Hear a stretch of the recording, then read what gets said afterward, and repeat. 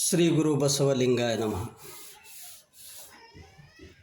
727ನೆಯ ಸಂಚಿಕೆಯಲ್ಲಿ ಭಾಗವಹಿಸಿದ ಸಕಲ ಶರಣೆಯರಿಗೆ ಶರಣು ಶರಣಾರ್ಥಿಗಳು. ನಿನ್ನೆ ನಾವು ಮೂಢನಂಬಿಕೆ ಮತ್ತು ವೈಚಾರಿಕತೆ ಈ ಕುರಿತು ಚರ್ಚಿಸುತ್ತಿದ್ದೇವೆ. ಮೂಢನಂಬಿಕೆ ಅಂದ್ರೇನು, ವೈಚಾರಿಕತೆ ಅಂದ್ರೇನು, ವೈಚಾರಿಕತೆಯ ಮುಖ್ಯ ಲಕ್ಷಣಗಳು ಯಾವುವು ನಿನ್ನೆ ನೋಡಿದ್ದೀವಿ. ಬಸವಣ್ಣನವರ ವಚನದಲ್ಲಿ ವೈಚಾರಿಕತೆ ಹೇಗಿದೆ ಅನ್ನೋದು ಚರ್ಚೆ ಮಾಡ್ತಿದ್ದೀವಿ. ಲಗ್ನವೆಲ್ಲಿಯೋದೋ ವಿಘ್ನವೆಲ್ಲಿಯೋದೋ ಸಂಗಯ್ಯ, ದೋಷವೆಲ್ಲಿಯೋದೋ ದುರಿತವೆಲ್ಲಿಯೋದೋ ಸಂಗಯ್ಯ, ನಿಮ್ಮ ನೆನವಂಗೆ ಭವಕರ್ಮವೆಲ್ಲಿಯೋದೋ ಕೂಡಲ ಸಂಗಯ್ಯ. ಈ ವಚನ ಕುರಿತು ನಾವು ಚಿಂತನೆ ಮಾಡ್ತಿದ್ದೀವಿ. ಈಗ ಲಗ್ನ ವಿಘ್ನ ಬಗ್ಗೆ ನೋಡಿದ್ದೀವಿ.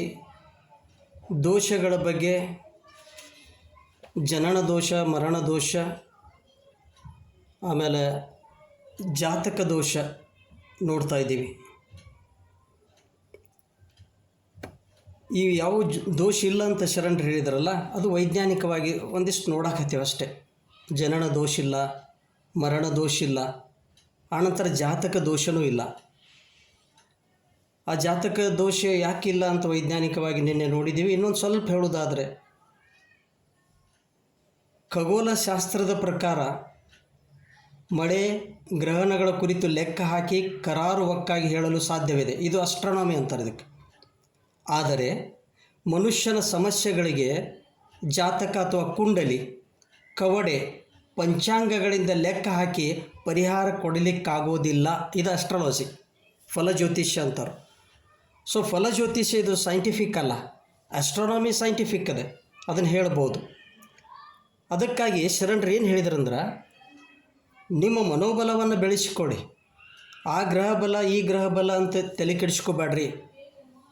ನೀವು ದೈಹಿಕವಾಗಿ ಮತ್ತು ಮಾನಸಿಕವಾಗಿ ಬಲಶಾಲಿಗಳಾಗಿರಿ. ಮಾನಸಿಕ ಧೈರ್ಯ ನೀಡುವವರ ಬಳಿ ನಿಮ್ಮ ಸಮಸ್ಯೆಗೆ ಪರಿಹಾರ ಕೇಳಿರಿ. ನಿಮಗೆ ಏನಾದರೂ ಸಮಸ್ಯೆಗೆ ಪರಿಹಾರ ಬೇಕಾಗಿದ್ದರೆ ಮಾನಸಿಕ ಧೈರ್ಯ ನೀಡುವವರ ಬಳಿ ಹೋಗಿ ಕೇಳ್ರಿ. ವ್ಯಾಪಾರಕ್ಕಾಗಿ ಕುಳಿತವರ ಬಳಿ ಕೇಳದಿರಿ.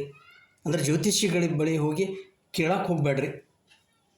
ಯಾಕಂದ್ರೆ ಅವರು ಹಕ್ಕಿಗೆ ಕಾಳು ಹಾಕಿ ಬಲೆ ಬೀಸುವವರಂತೆ ಮೀನನ್ನು ಗಾಳಕ್ಕೆ ಸಿಕ್ಕಿಸುವಂತೆ ಮಾಡುತ್ತಾರೆ. ಅವರ ಬಣ್ಣದ ಮಾತಿಗೆ ಮರುಳಾಗದಿರಿ ಎಂದು ನಗೆಯ ಮಾರಿ ತಂದೆಯ ವಚನ ನೋಡ್ರಿ.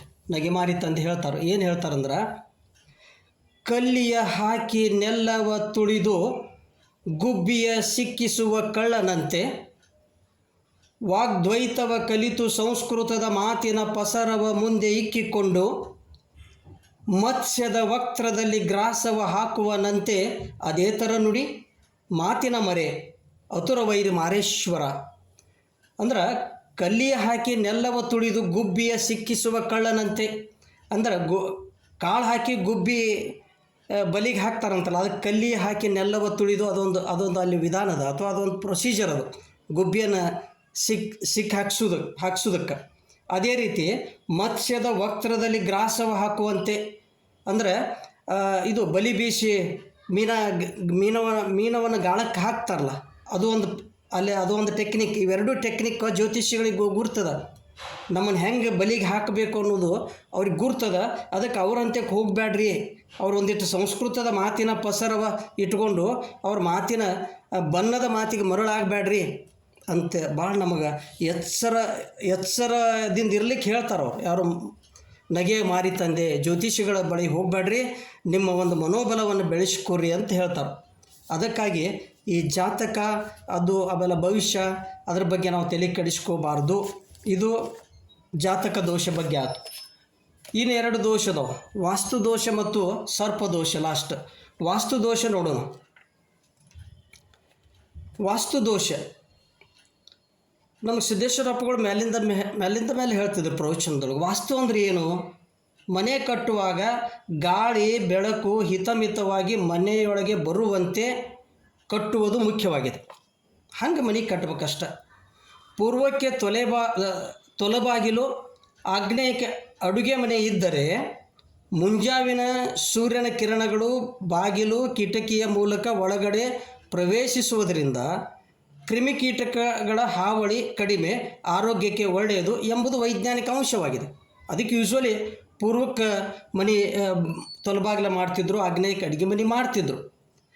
ಇದನ್ನು ಹಿರಿಯರು ಅನುಸರಿಸಿಕೊಂಡು ಬಂದಿದ್ದಾರೆ. ಬಟ್ ಅದು ಸಾಧ್ಯ ಇರಲಿಲ್ಲ ಅಂದರೆ ಏನು ಮಾಡೋದು? ಅದು ಸಾಧ್ಯವಿರದಿದ್ದರೆ ಅನುಕೂಲಕ್ಕೆ ತಕ್ಕಂತೆ ಮನೆ ಕಟ್ಟಿಕೊಂಡು ಆರಾಮಾಗಿದ್ದರು ಅವರು. ಸಾಧ್ಯ ಇದ್ದರೆ ಕಟ್ಟೋದು, ಇರಲಿಲ್ಲ ಅಂದ್ರೆ ಅನುಕೂಲಕ್ಕೆ ತಕ್ಕಂತೆ ಮನೆ ಕಟ್ಟಿಕೊಂಡು ಆರಾಮವಾಗಿದ್ದರು ನಮ್ಮ ಹಿರಿಯರೆಲ್ಲರೂ. ಆದರೆ ಇಂದಿನ ವಾಸ್ತುಶಾಸ್ತ್ರಜ್ಞರು ವಾಸ್ತುವಿಗೂ ಮನುಷ್ಯನ ಬದುಕಿಗೂ ಸಂಬಂಧ ಕಲ್ಪಿಸುತ್ತಿದ್ದಾರೆ. ಇದು ಫಲವಾಸ್ತು ಅಂತಾರೆ. ಇದು ಅಂದರೆ ವಾಸ್ತುವಿಗೂ ಮನುಷ್ಯನ ಬದುಕಿಗೂ ಸಂಬಂಧ ಕಲ್ಪಿಸುತ್ತಿದ್ದಾರೆ. ಮನೆಯನ್ನು ಅವರೇನು ಹೇಳ್ತಾರೆ? ಮನೆಯನ್ನು ವಾಸ್ತುಶಾಸ್ತ್ರದ ಪ್ರಕಾರ ಕಟ್ಟಬೇಕು, ಇಲ್ಲವಾದರೆ ಆ ಮನೆಯಲ್ಲಿ ಶಾಂತಿ ಸಮಾಧಾನ ನೆಲೆಸುವುದಿಲ್ಲ, ಸಂಪತ್ತು ವೃದ್ಧಿಯಾಗುವುದಿಲ್ಲ, ನೋವು ಹಾನಿಗಳು ತಪ್ಪುವುದಿಲ್ಲ ಎಂದೆಲ್ಲ ಭಯ ಹುಟ್ಟಿಸ್ತಾರೆ. ಇದು ಒಂದು ರೀತಿಯಿಂದ ಮೂಢನಂಬಿಕೆನ. ಯಾಕಂದ್ರೆ ಭಯ ಹುಟ್ಟಿಸ್ಲಿಕ್ಕೆ ಇದನ್ನೆಲ್ಲ ಹೇಳಬೇಕಾಗ್ತಿದ್ದು ಬಣ್ಣದ ಮಾತು. ಕೆಲವರು ಅವರ ಮಾತು ಕೇಳಿ ಕಟ್ಟಿದ ಮನೆಯನ್ನು ಕೆಡವಿ ವಾಸ್ತುವಿಧಾನ ಅಳವಡಿಸುತ್ತಿದ್ದಾರೆ. ಹಾಗೆ ಅಳವಡಿಸಿದರೂ ಶಾಂತಿ ಸಮಾಧಾನ ನೆಲೆಗೊಂಡಿಲ್ಲ.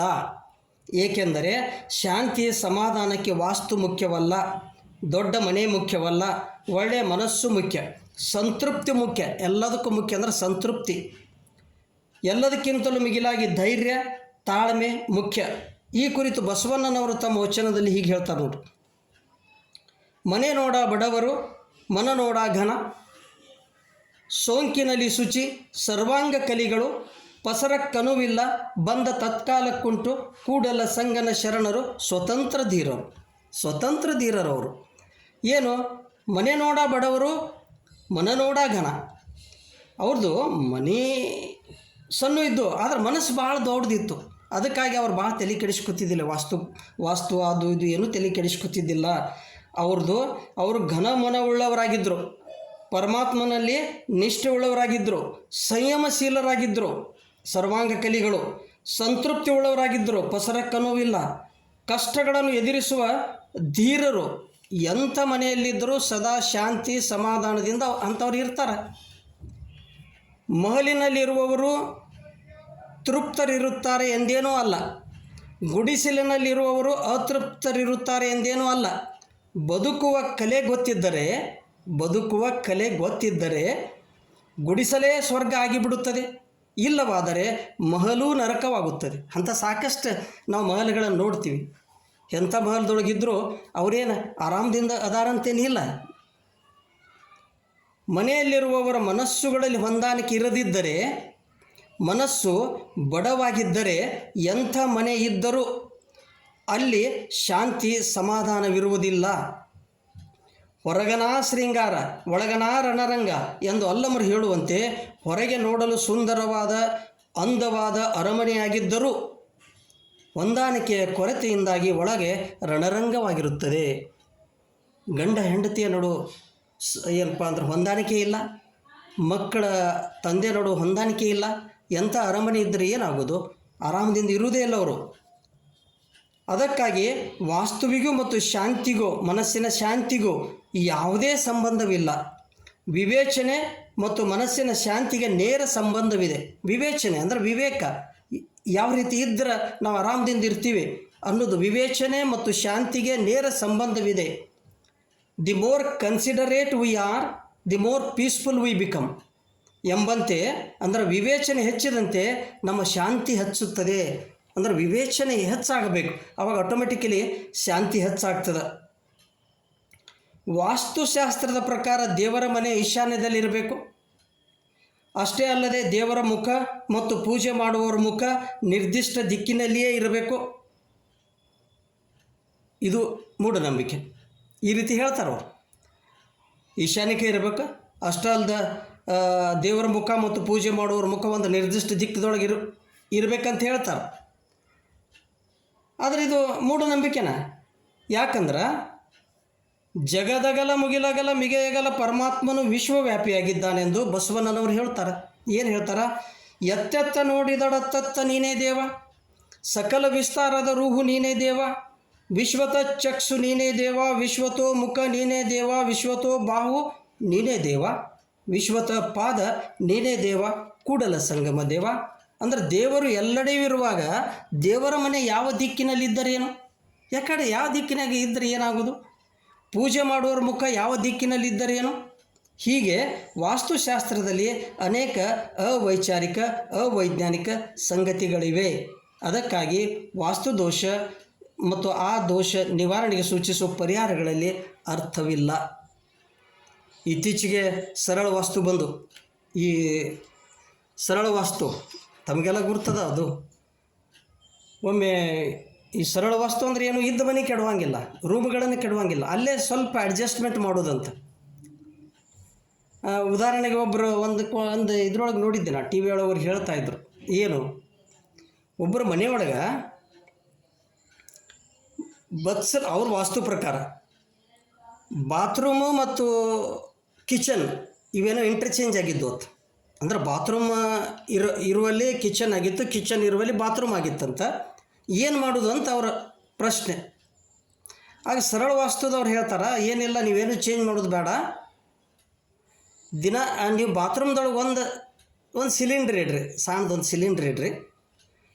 ನೀವು ಮುಂಜಾನೆ ಏನು ಫಸ್ಟ್ ಐಟಮ್ ಮಾಡ್ತಿರಲ್ಲ, ಚಹಾ ಅಂತ ತಿಳ್ಕೊರಿ ಅಥವಾ ಕಾಫಿ ತಿಳ್ಕೊರಿ, ಏನು ಫಸ್ಟ್ ಐಟಮ್ ಮಾಡ್ತಿರಲ್ಲ ಕಿಚನ್ದೊಳಗೆ, ಅದನ್ನು ಕಿಚನ್ದೊಳಗೆ ಮಾಡೋ ಬದಲ ಬಾತ್ರೂಮ್ದೊಳಗೆ ಮಾಡಿರಿ, ಆನಂತರ ಉಳಿದಿದ್ದೆಲ್ಲ ಕಿಚನ್ದಾಗ ಮಾಡ್ರಿ ಅಂತ. ಅದಕ್ಕೂ ಅವ್ರು ಹೂನ ಅಂತಾರೆ. ಇದು ಏನೇನಾರ, ಯಾಕಂದ್ರೆ ಕೇಳ್ತಾರೆ ಅಂದ್ಮ್ಯಾಗ ಏನಾರು ಒಂದು ಪರಿಹಾರ ಕೊಡಬೇಕಲ್ಲ, ಪರಿಹಾರ ಕೊಡದಿದ್ರೆ ಅವ್ರ ವ್ಯಾಪಾರ ನಡೆಯಂಗಿಲ್ಲ. ಸೊ ಇದ್ರೊಳಗೆ ಏನೇನೋ ಅರ್ಥನೇ ಇಲ್ಲ. ನಾವು ಆರಾಮದಿಂದ ಇರಬೇಕಾದ್ರೆ ವಿವೇಚನೆ ಹೆಚ್ಚಾಗಬೇಕು. ಇದು ವಾಸ್ತುದೋಷ ಆಯಿತು. ಇನ್ನು ಲಾಸ್ಟು ಸರ್ಪದೋಷದ ಬಗ್ಗೆ ನೋಡೋಣ. ಈಗ ಏನೂ ದೋಷ ಇಲ್ಲ ಅಂತಂದ್ರೆ ಕೆಲವೊಮ್ಮೆ ಏನಾಗ್ತೈತಿ, ಏನೂ ದೋಷ ಇಲ್ಲ ಅಂದ್ರೆ ಏನಿಲ್ಲ, ಸರ್ಪದೋಷ ಅದ. ಯಾವ ಕುಕ್ಕೆ ಸುಬ್ರಹ್ಮಣ್ಯ ಸ್ವಾಮಿಗೆ ಹೋಗಿ ಆ ಸರ್ಪದೋಷ ನಿವಾರಣೆ ಮಾಡ್ಕೊಂಬರ್ರಿ ಅಂತ ಹೇಳ್ತಾರೆ. ಜಾತಕದಲ್ಲಿ ಸರ್ವಸಾಮಾನ್ಯವಾಗಿ ಸರ್ಪದೋಷವಿದೆ ಎಂದು ಹೇಳುವುದು ಈಗಿನ ವಾಡಿಕೆಯಾಗಿದೆ. ಇದೊಂದು ಕಾಮನ್ ಆಗಿಬಿಟ್ಟೈತಿ. ಈಗ ಏನೂ ಇಲ್ಲ ಅಂದ್ರೆ ಇದು ಐತೆ ಅಂತ ಹೇಳ್ಬಿಡ್ತಾರೆ. ಅದಕ್ಕೆ ಕಾರಣ ಏನಂದ್ರೆ, ಹಿಂದಿನ ಜನ್ಮದಲ್ಲಿ ಸರ್ಪವನ್ನು ಕೊಂದುದಕ್ಕೆ ಈ ದೋಷ ಅಂಟಿಕೊಳ್ಳುತ್ತದೆ. ಸರ್ಪದೋಷ ನಿವಾರಣೆಗಾಗಿ ಕುಕ್ಕೆ ಸುಬ್ರಹ್ಮಣ್ಯ ಸ್ವಾಮಿ ದೇವಸ್ಥಾನಕ್ಕೆ ಹೋಗಿ ಬರಲು ಸೂಚಿಸುತ್ತಾರೆ. ಜನರು ಅದನ್ನು ಯಾಂತ್ರಿಕವಾಗಿ ನಂಬುತ್ತಾರೆ. ಹಿಂದಿನ ಜನ್ಮದಲ್ಲಿ ಸರ್ಪವನ್ನು ಕೊಂದುದು ಇವರಿಗೆ ಹೇಗೆ ತಿಳಿಯಿತು ಅಂತ ಯಾರೂ ಪ್ರಶ್ನೆ ಮಾಡುವುದೇ ಇಲ್ಲ. ಪ್ರಶ್ನೆ ಮಾಡುವ ಮನೋಭಾವವೇ ಸತ್ತು ಹೋಗಿದೆ. ಈ ಸರ್ಪದೋಷ ಕೂಡ ಅವೈಜ್ಞಾನಿಕವಾಗಿದೆ. ಇದು ಹೆಂಗೆ ಅವೈಜ್ಞಾನಿಕ ಅಂದ್ರೆ, ಏಕೆಂದರೆ ಸರ್ಪದೋಷ ಪರಿಹಾರಕ್ಕೆಂದು ಹೋಗಿ ಬರುವಾಗ ನಡೆದ ಒಂದು ದುರಂತ ಘಟನೆಯನ್ನು ನಾನು ನಿಮಗೆ ತಿಳಿಸಲು ಬಯಸುತ್ತೇನೆ. ಇದು ಆ್ಯಕ್ಚುವಲ್ ಆದ ಘಟನೆ, ನಮ್ಮ ಫ್ರೆಂಡ್ಸ್ ಮನೆಯೊಳಗೆ ಆದ ಘಟನೆ ಇದು. ಅದಕ್ಕೆ ನಾನು ಅದು ಭಾಳ ಕಾನ್ಫಿಡೆಂಟಾಗಿ ಹೇಳ್ತೀನಿ ಇದು ಅವೈಜ್ಞಾನಿಕತೆ. ಅದು ಏನು ಘಟನೆ ನೋಡ್ರಿ. ಒಬ್ಬ ಯುವಕ ಬೆಂಗಳೂರಿನ ಪ್ರತಿಷ್ಠಿತ ಸಾಫ್ಟ್ವೇರ್ ಕಂಪನಿಯಲ್ಲಿ ಸೇವೆ ಸಲ್ಲಿಸುತ್ತಿದ್ದ. ಅವನ ಅಕ್ಕ ಕೂಡ ಬೆಂಗಳೂರಿನಲ್ಲಿದ್ದಳು. ಅಕ್ಕನ ಸಂಬಂಧಿಕರೊಬ್ಬರು ಹೆಸರಾಂತ ಜ್ಯೋತಿಷಿಗಳಾಗಿದ್ದರು ಅಲ್ಲೇ ಬೆಂಗಳೂರದೊಳಗೆ. ಒಂದು ದಿನ ಅಕ್ಕ ತಮ್ಮನನ್ನು ತನ್ನ ಜೊತೆಗೆ ಕರೆದುಕೊಂಡು ಆ ಜ್ಯೋತಿಷಿಗಳ ಬಳಿ ಹೋಗಿ ಅವನ ಜಾತಕ ತೋರಿಸುತ್ತಾಳೆ. ಯಾಕಂದರೆ ಇನ್ನೂ ಅವನ ಮ್ಯಾರೇಜ್ ಆಗಿಲ್ಲ, ಜಾತಕ ತೋರಿಸ್ತಾಳೆ. ಅವರು ಜಾತಕವನ್ನು ನೋಡಿ, ಜಾತಕ ಬಹಳ ಚೆನ್ನಾಗಿದೆ, ಆಯುಷ್ಯ 80ರಿಂದ 85 ವರ್ಷ, ಯಾವ ಆರ್ಥಿಕ ಕೊರತೆ ಇಲ್ಲ, ಆದರೂ ಇದು ಐತೆ ನೋಡ್ರಿ ಇಲ್ಲಿ, ಆದರೂ ಏನೂ ಇಲ್ಲ ಅಂತ ಹೇಳಿದರು. ಅಷ್ಟಕ್ಕೆ ಮುಗಿಸಿದ್ರೆ ನಡೀತಿತ್ತು. ಆದರೂ ಸರ್ಪದೋಷ ನಿವಾರಣೆ ಮಾಡಿಕೊಂಡು ಬರಲು ತಿಳಿಸುತ್ತಾರೆ. ಕೇಳದಿರುವುದೇ ಒಳ್ಳೆಯದು. ಕೇಳಿದ ಮೇಲೆ ಪರಿಹಾರಕ್ಕೆಂದು ಹೋಗಲೇಬೇಕು, ಇಲ್ಲವಾದರೆ ಸಂಶಯ ಕಾಡುತ್ತದೆ. ಯುವಕ ಒಂದು ಭಾನುವಾರ ದೋಷ ನಿವಾರಣೆಗೆಂದು ಕುಕ್ಕೆ ಸುಬ್ರಹ್ಮಣ್ಯ ಸ್ವಾಮಿ ದೇವಸ್ಥಾನಕ್ಕೆ ಹೋಗಿ ವಿಧಿವಿಧಾನಗಳನ್ನು ಪೂರೈಸಿಕೊಂಡು ದೇವಸ್ಥಾನದ ಹೊರಗೆ ಬಂದ. ಇನ್ನು ಬೆಂಗಳೂರಿಗೆ ವಾಪಸ್ ಬರಬೇಕಲ್ಲ. ಹೊರಗೆ ಬಂದ ನಂತರ ಅಲ್ಲಿ ಒಂದು ಕಾರು ಬೆಂಗಳೂರಿಗೆ ಹೊರಡಲು ನಿಂತಿತ್ತು. ಅದು ಬಾಡಿಗೆ ಕಾರು. ಅದರಲ್ಲಿ ಈಗಾಗಲೇ 4 ಜನರಿದ್ದಾರೆ. ಈತನು ಅದರಲ್ಲಿ ಕುಳಿತುಕೊಳ್ತಾನೆ. ನೀನು ಬರ್ತೀಯನಪ್ಪ ಅಂತ ಕೇಳೋಣ, ಓಕೆ ಅಂತ ಅವನು ಕುಳಿತುಕೊಳ್ತಾನೆ. ಈಗ 5 ಜನ ಅದು ಡ್ರೈವರ್ ಹಿಡಿದು. ಬೆಂಗಳೂರು ಇನ್ನೇನು 2 ಕಿಲೋಮೀಟರ್ ಇತ್ತು. ಕಾರು ಅಪಘಾತಕ್ಕೀಡಾಗಿ ಕಾರಿನಲ್ಲಿದ್ದ 5 ಜನ ಮರಣ ಹೊಂದುತ್ತಾರೆ. ಯಾರೂ ಉಳಿಯಂಗೇ ಇಲ್ಲ. ಇದಾದ ಘಟನೆ ಇದು. ಸ್ಮಶಾನ ಯಾತ್ರೆಗೆ ಬಂದ ಜ್ಯೋತಿಷಿಗಳನ್ನು ಮೃತಪಟ್ಟ ಆ ಯುವಕನ ಅಕ್ಕ ಪ್ರಶ್ನಿಸುತ್ತಾಳೆ. ಜಾತಕದಲ್ಲಿ ನನ್ನ ತಮ್ಮನ ಆಯುಷ್ಯ 80 ವರ್ಷವಿತ್ತು, ಇಷ್ಟು ಬೇಗ ನಮ್ಮನ್ನು ಅಗಲಿದ ಕಾರಣವೇನು ಅಂತ ಪ್ರಶ್ನೆ ಮಾಡ್ತಾರೆ. ಯಾರಿಗೆ? ಜ್ಯೋತಿಷಿಗಳಿಗೆ. ಜಾತಕ ವೈಜ್ಞಾನಿಕವಾಗಿದ್ದರೆ ಬೇಗ ಉತ್ತರ ಕೊಡಲು ಸಾಧ್ಯ. ವೈಜ್ಞಾನಿಕ ಇದ್ದರೆ ಆಗಿಂದಾಗ ಉತ್ತರ ಕೊಡ್ಬೋದಾಗಿತ್ತು. ಆದರೆ ಅದು ಅವೈಜ್ಞಾನಿಕ ಇದ್ದ ಕಾರಣ ಅವ್ರು ಏನು ಮಾಡ್ತಾರೆ ಅಂದ್ರೆ, ಅವ್ರು ವಿಚಾರ ಮಾಡಿ ಹೇಳುತ್ತೇನೆ ಅಂದ ಮನೆಗೆ ಹೋಗ್ತಾರೆ. ಅವಾಗ ಹೇಳಂಗಿಲ್ಲ, ಅವರು ವಿಚಾರ ಮಾಡಿ ಹೇಳ್ತಾನಂತಾರೆ. ಅವರು ತಿಥಿಗೆ ಬಂದ ಜ್ಯೋತಿಷಿಗಳಿಗೆ ಅಕ್ಕ ಅದೇ ಪ್ರಶ್ನೆ ಕೇಳಲು ಅವರು ಹೀಗೆ ಹೇಳುತ್ತಾರೆ. ತಿಥಿಗೆ ಬಂದ ಜ್ಯೋತಿಷಿಗಳಿಗೆ ಅಕ್ಕ ಅದೇ ಪ್ರಶ್ನೆ ಕೇಳ್ತಾರೆ. ತಿಥಿಗೆ ಜ್ಯೋತಿಷಿಗಳು ಬರ್ತಾರಲ್ಲ, ಅಕ್ಕ ಅದೇ ಪ್ರಶ್ನೆ ಕೇಳಿದಾಗ ಅವ್ರು ಏನು ಹೇಳ್ತಾರಂದ್ರೆ, ಯಾರು? ಜ್ಯೋತಿಷಿಗಳು, ಜಾತಕದ ಪ್ರಕಾರ ಅವನ ಆಯುಷ್ಯ ಚೆನ್ನಾಗಿದೆ. ಜಾತಕದ ಪ್ರಕಾರ ಅವನ ಆಯುಷ್ಯ ಚೆನ್ನಾಗೇ ಐತಿ, 80 ವಯಸ್ಸು ಐತಿ.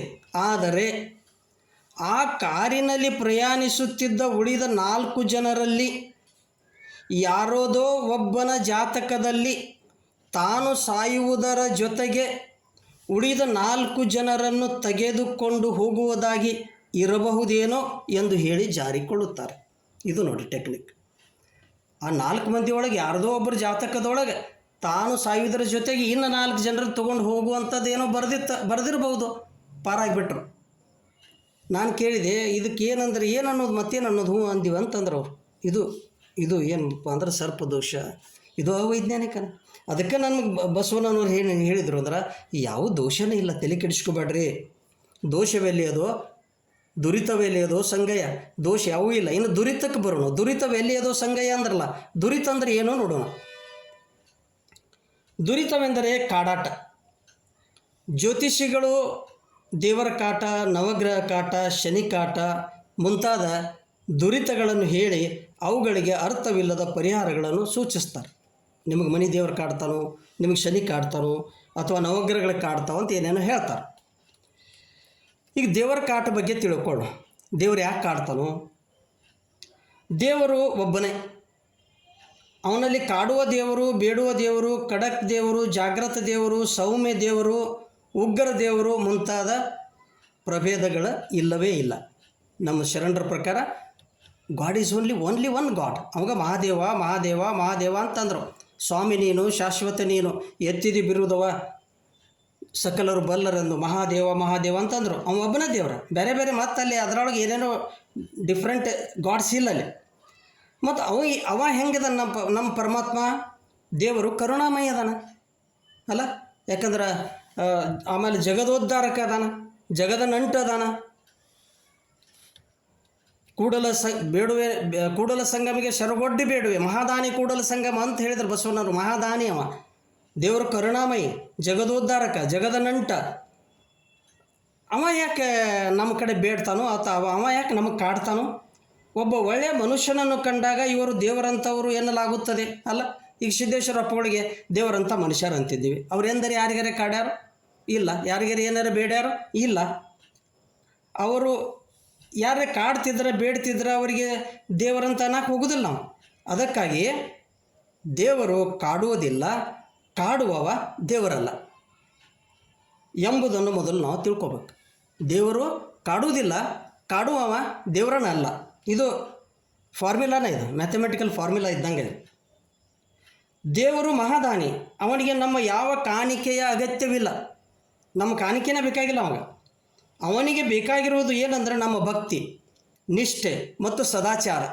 ಭಕ್ತಿ, ನಿಷ್ಠೆ ಮತ್ತು ಸದಾಚಾರ ಇವು ಅವಾಗ ಬೇಕಾಗ್ಯಾವ.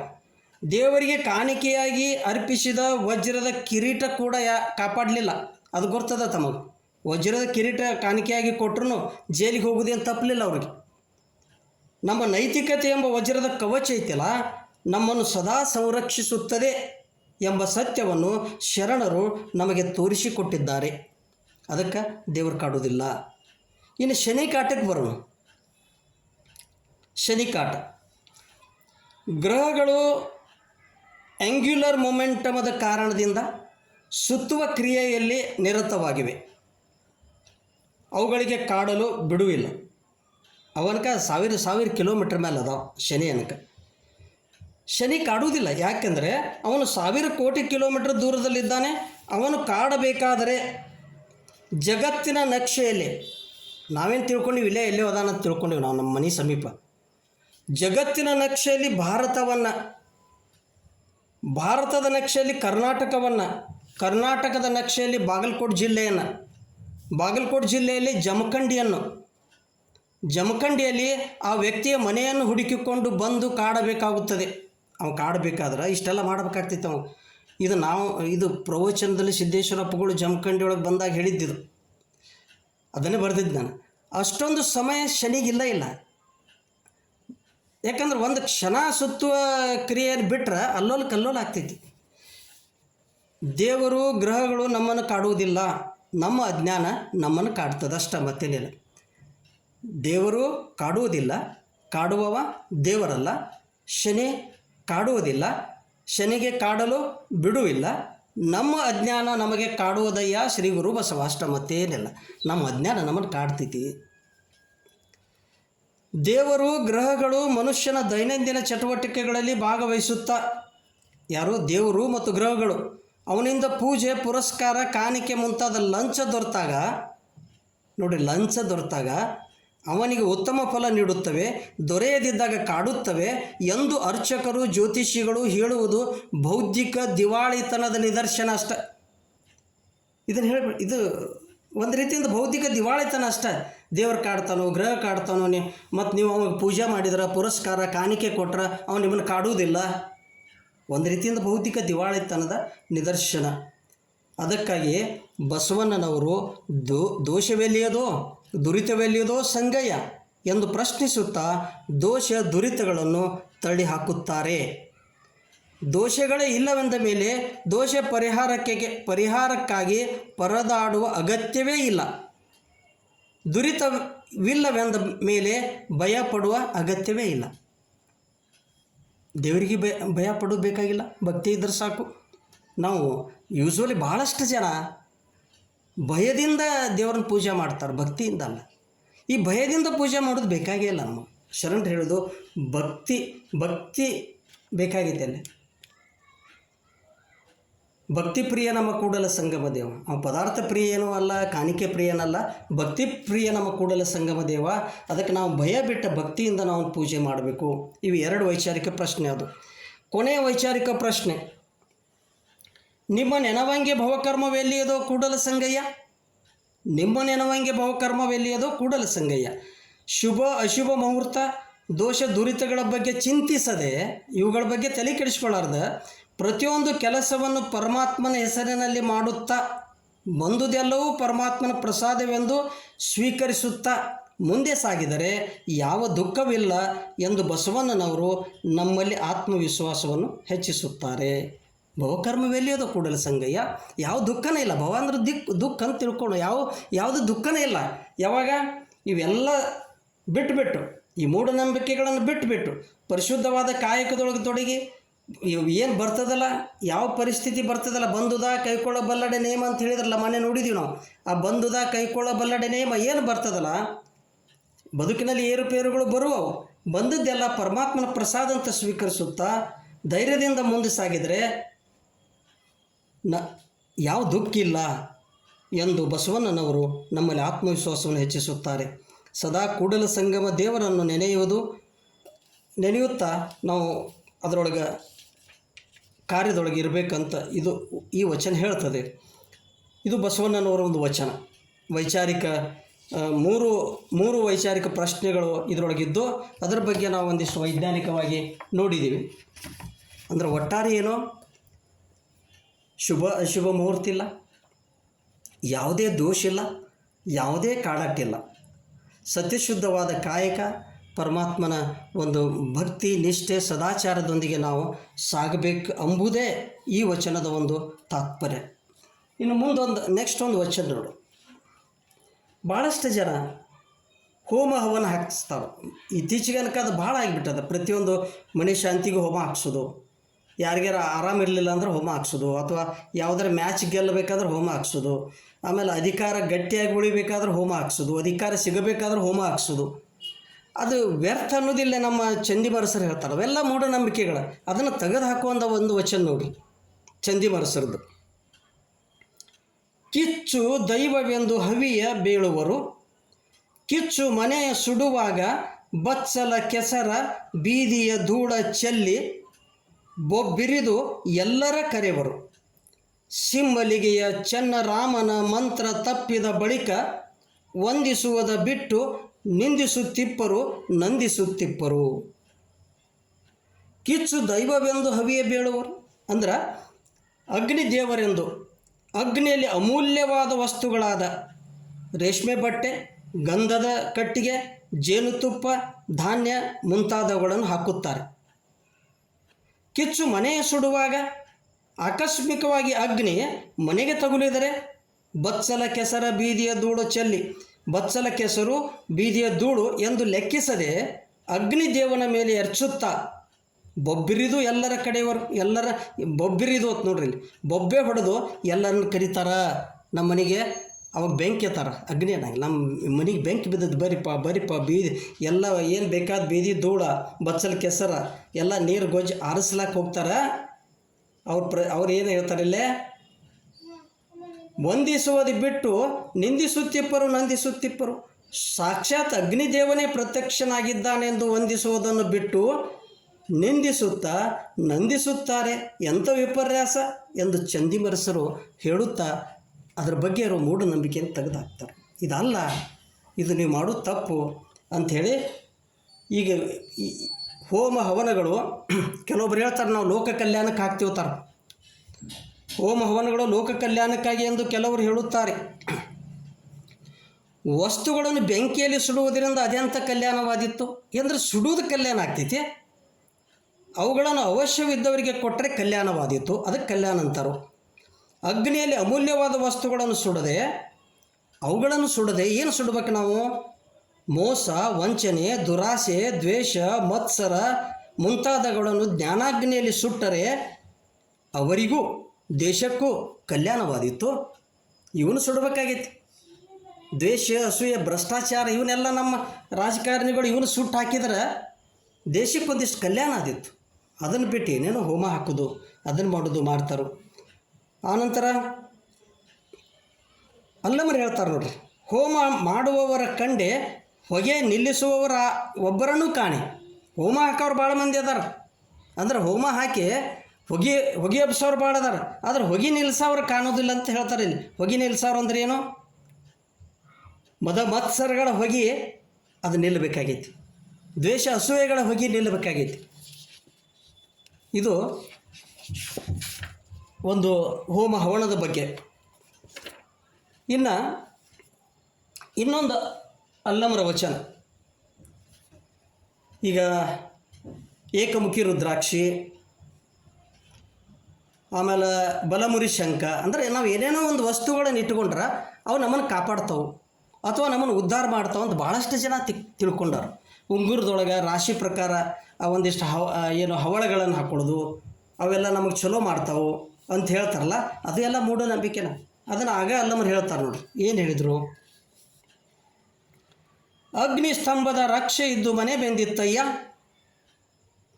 ಬಲಮುರಿಯ ಶಂಖವಿದ್ದು ಪದ ಹೋಯಿತ್ತಯ್ಯ, ಏಕಮುಖದ ರುದ್ರಾಕ್ಷಿ ಇದ್ದು ವಿಘ್ನವಾಯಿತ್ತಯ್ಯ, ಇವೆಲ್ಲವ ಸಾಧಿಸಿದಡೆ ಏನೂ ಇಲ್ಲದಂತಾಯಿತು ಗುಹೇಶ್ವರ, ನಾನು ನಿಜವ ಸಾಧಿಸಿ ಬದುಕಿದೆನು.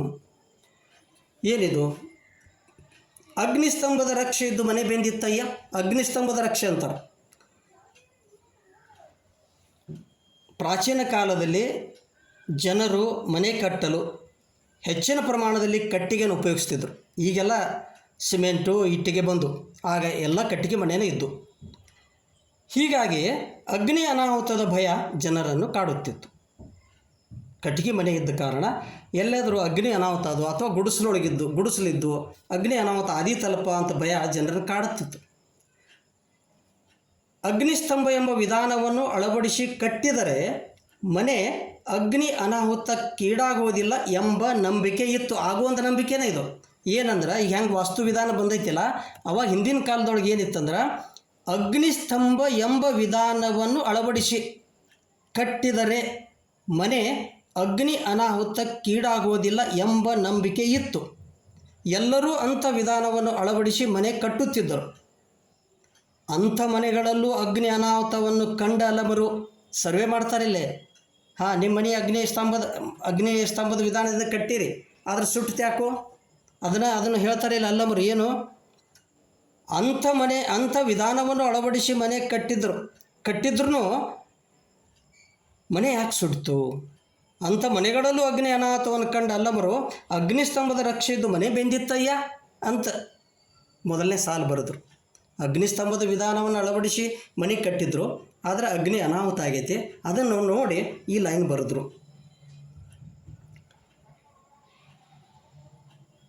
ಅಂದರೆ ಅಗ್ನಿ ಅನಾಹುತಕ್ಕೆ ಅಗ್ನಿಸ್ತಂಭ ವಿಧಾನ ಪರಿಹಾರವಲ್ಲ. ಅಗ್ನಿ ಅನಾಹುತಕ್ಕೆ ಬೇರೆ ಬೇರೆ ಕಾರಣ ಅದಾವ.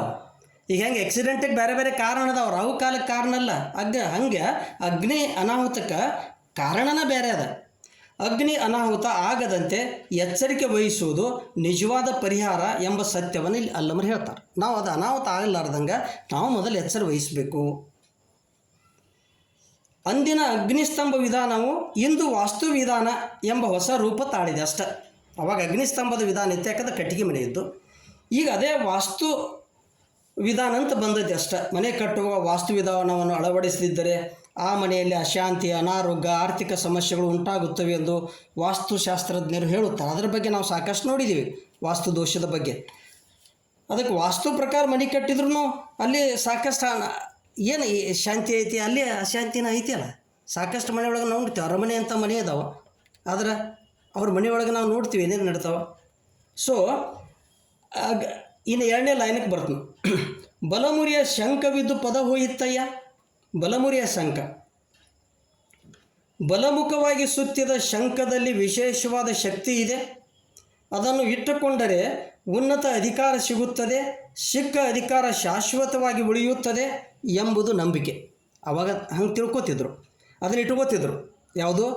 ಬಲಮುಖವಾಗಿ ಸುತ್ತಿದ ಶಂಖವನ್ನು. ಆದರೆ ಅಂಥ ಶಂಖವನ್ನು ಇರಿಸಿಕೊಂಡರೂ ಅಧಿಕಾರ ಕಳೆದುಕೊಂಡವರನ್ನು ಕಂಡು ಅಲ್ಲವರು ಬಲಮುರಿ ಶಂಖವಿದ್ದು ಪದ ಹೋಯಿತ್ತಯ್ಯ ಅಂತ ವಚನ ಬರೆದ್ರು, ಸಾಲು ಬರೆದ್ರು. ಅದನ್ನು ಅವ್ರು ನೋಡಿದ್ರೆ, ಯಾಕಂದ್ರೆ ಸರ್ವೆ ಮಾಡ್ಯಾರ ಅವರು, ಅದನ್ನು ಅವ್ರು ಇಟ್ಕೊಂಡವ್ರದ್ದು ಹಿಂಗೆ ಆಗೈತೆ ಅಲ್ಪ ಅಂದರು. ಮುಂದೆ ನೆಕ್ಸ್ಟ್ ಬರ್ತಾರೆ, ಏಕಮುಖದ ರುದ್ರಾಕ್ಷಿ ಇದ್ದು ವಿಘ್ನವಾಯಿತ್ತಯ್ಯ. ಏಕಮುಖದ ರುದ್ರಾಕ್ಷಿಯನ್ನು ಧರಿಸಿಕೊಂಡರೆ ವಿಘ್ನಗಳು ಬರುವುದಿಲ್ಲ ಎಂಬುದು ಅನೇಕರ ನಂಬಿಕೆ. ಆದರೆ ಅದನ್ನು ಧರಿಸಿಕೊಂಡ ಅನೇಕ ರಾಜರು ರಾಜ್ಯವನ್ನು ಕಳೆದುಕೊಂಡು ಅಡವಿ ಪಾಲಾಗಿದ್ದನ್ನು ಕಂಡು ಅಲ್ಲಮರು ಏಕಮುಖದ ರುದ್ರಾಕ್ಷಿ ಇದ್ದು ವಿಘ್ನವಾಯಿತ್ತಯ್ಯ ಎಂದಿದ್ದಾರೆ. ಇದನ್ನು ಸ್ವಲ್ಪ ಈಗಿನ ಪ್ರಸ್ತುತ ಜಗತ್ತಿಗೆ ಬಂದ್ರೆ ಪ್ರತಿನಿತ್ಯ ಮಾಧ್ಯಮಗಳಲ್ಲಿ ರುದ್ರಾಕ್ಷಿ ರಕ್ಷಾ ಕವಚಗಳ ಬಗ್ಗೆ ಪ್ರಚಾರ ನೋಡ್ತೀವಿ ನಾವು. ಏಕಮುಖದ ರುದ್ರಾಕ್ಷಿ ಧರಿಸುವುದರಿಂದ ಶಿವನ ಒಲುಮೆ, 6 ಮುಖದ ರುದ್ರಾಕ್ಷಿ ಧರಿಸುವುದರಿಂದ ಸರಸ್ವತಿ ಒಲುಮೆ ಮತ್ತು ಅಷ್ಟಮುಖ ರುದ್ರಾಕ್ಷಿ ಧರಿಸುವುದರಿಂದ ಲಕ್ಷ್ಮೀ ಒಲುಮೆ ಇರುತ್ತದೆ ಎಂದು ಪ್ರಚಾರ ಮಾಡುತ್ತಾರೆ. ಟಿ ವಿ ಒಳಗೂ ಬರ್ತದೆ, ನೋಡ್ತೀವಿ. ಹನುಮಾನ ರಕ್ಷಾ ಕವಚವು ಎಲ್ಲ ವಿಧದಿಂದಲೂ ರಕ್ಷಣೆ ನೀಡುತ್ತದೆ. ಧನಲಕ್ಷ್ಮಿ ಯಂತ್ರವನ್ನು ಕೊರಳಲ್ಲಿ ಕಟ್ಟಿಕೊಳ್ಳುವುದರಿಂದ ಮತ್ತು ಫ್ಯಾಕ್ಟರಿಯಲ್ಲಿ ಇಡುವುದರಿಂದ ಧನಲಕ್ಷ್ಮಿ ಅತ್ತ ನಡೆದುಕೊಂಡು ಬರುತ್ತಾಳೆ. ನೀವು ಪ್ರಪಂಚದಲ್ಲಿಯೇ ಶ್ರೀಮಂತ ವ್ಯಕ್ತಿಗಳಾಗುತ್ತೀರಿ. ಶನಿಯಂತ್ರ ಪೂಜೆ ಮಾಡುವುದರಿಂದ ಸಾಲ ಬಾಧೆ, ಶತ್ರುಬಾಧೆಗಳು ಅಳಿಯುತ್ತವೆ.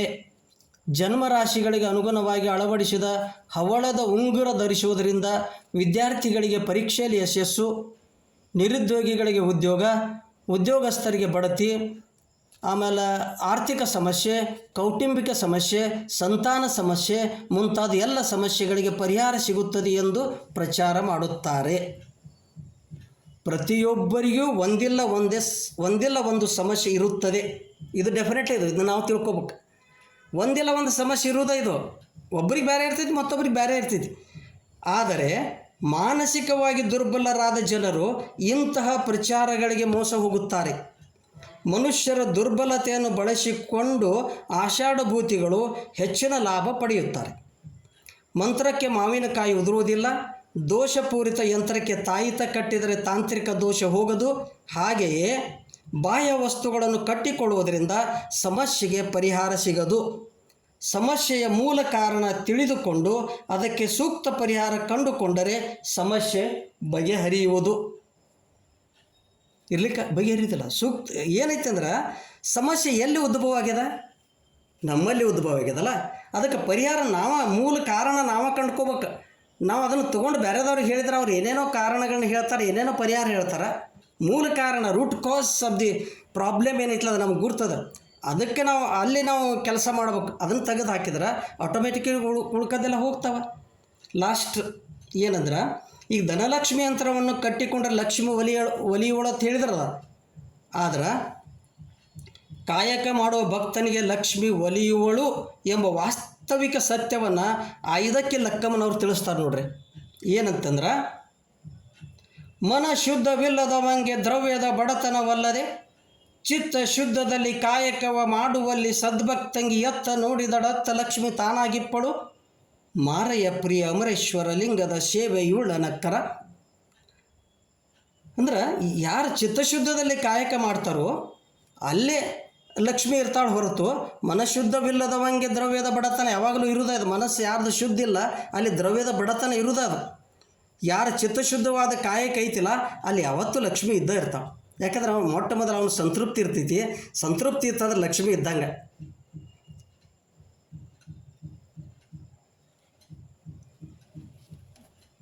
ಆಕಾಶಕಾಯಗಳ ಚಲನವಲನವನ್ನು ಅರಿತು ವಿವರಿಸಲು ರಾಶಿಗಳನ್ನು ಹೆಸರಿಸಲಾಗಿದೆ. ಮನುಷ್ಯ ಹುಟ್ಟಿದಾಗ ದ್ವಾದಶ ರಾಶಿಗಳಲ್ಲಿ ಯಾವುದಾದರೂ ಒಂದು ರಾಶಿ ಇರುವುದು ಸಹಜ. ಆದರೆ ಆ ರಾಶಿಗೆ ಅನುಗುಣವಾಗಿ ಉಂಗುರದಲ್ಲಿ ಹರಳೆ ಹಾಕಿಕೊಂಡರೆ ಅದು ಅವನಿಗೆ ಯಶಸ್ಸು ತರುತ್ತದೆ ಎಂಬುದು ಅವೈಜ್ಞಾನಿಕವಾದುದು. ಮುಂದಿನ ವಚನವನ್ನು ನಾಳೆ ನೋಡೋದು, ಯಾಕಂದ್ರೆ ಅದು ಭಾಳ ದೊಡ್ಡದ ಎಕ್ಸ್ಪ್ಲನೇಷನ್, ಇಟ್ ರಿಕ್ವೈರ್ಸ್ ಎಕ್ಸ್ಪ್ಲನೇಷನ್ ಅಂತ ಹೇಳುತ್ತಾ ಈ ಅವೈಜ್ಞಾನಿಕವಾದಂಥ ಸಂಗತಿಗಳನ್ನು ಬಿಟ್ಟು ನಾವು ಸತ್ಯಶುದ್ಧವಾದ ಕಾಯಕ ಸದಾಚಾರದಲ್ಲಿ ಸಾಗಬೇಕು, ಚಿತ್ತಶುದ್ಧದಲ್ಲಿ ಕಾಯಕ ಮಾಡಬೇಕಂತ. ಆವಾಗ ಆಟೋಮೆಟಿಕಲಿ ಏನೂ ಪ್ರಾಬ್ಲಮ್ಸ್ ಇರೋದಿಲ್ಲ. ಮತ್ತು ಪ್ರಾಬ್ಲಮ್ಸ್ ಬಂದರೆ ರೂಟ್ ಕಾಸ್ ಯಾವುದು, ಆ ಸಮಸ್ಯೆಗೆ ಮೂಲ ಕಾರಣ ಯಾವುದು ಅಂತ ಹುಡುಕಿಕೊಂಡು ನಮ್ಮಷ್ಟಕ್ಕೆ ನಾವು ಪರಿಹಾರ ಹುಡುಕಿಕೊಳ್ಬೇಕು. ಇರ್ಲಿಕ್ಕೆ ನಮ್ಮ ಹಿತೈಷಿಗಳಿಗೆ ಕೇಳಬೇಕು. ಬೇರೆದವರಿಗೆ ಪರಿಹಾರ, ವ್ಯಾಪಾರಕ್ಕೆ ಕೂತವ್ರಂತಕ್ಕೆ ಪರಿಹಾರಕ್ಕಾಗಿ ನಾವು ಹೋಗಬಾರ್ದಂತ ಹೇಳುತ್ತಾ ನನ್ನ ಮಾತಿಗೆ ವಿರಾಮ ನೀಡುತ್ತೆ.